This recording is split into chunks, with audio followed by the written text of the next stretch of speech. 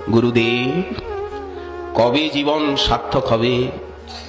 যেদিন নির্জনে বসে হরিনাম গাইব, সংসার পুকার কানে না পশিবে।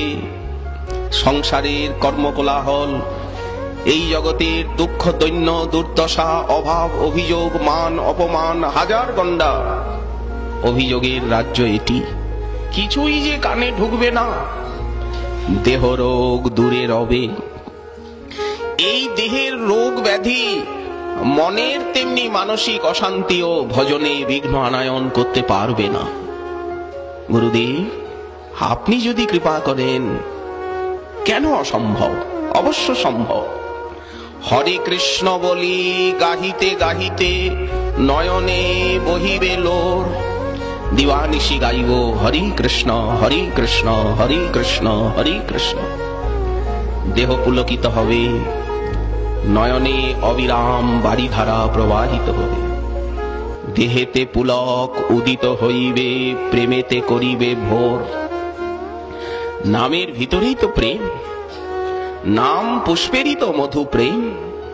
গদ গদ বাণী মুখে বাহিরিবে, কাঁপিবে শরীর মম। সাত্ত্বিক বিকার এসে ঘিরে ধরবে। ঘর্ম মোহ মোহ বারবার ঘাম, বিবর্ণ হইবে স্তম্ভিত প্রলয় সম।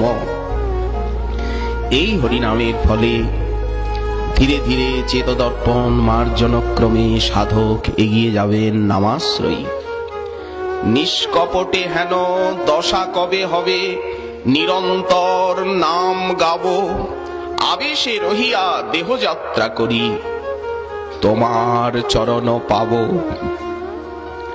এখনো দেহাভিমান আছে, এখনো নিদ্রা আহার জগতের ভালো মন্দ জ্ঞান আছে।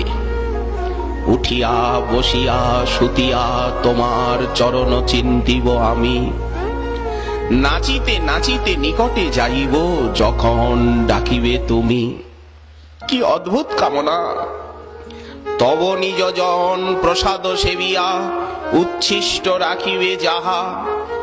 প্রতিদিন আমার সেইটি আহার হবে। ওই দেখুন কি অদ্ভুত দৈন্য, কি অদ্ভুত মর্মস্পর্শী সেই সাধনানুভূতির বাণী। গুরুদেব, নিষ্কপটে কবে এই দশা লাভ হবে? সকপটে নয়,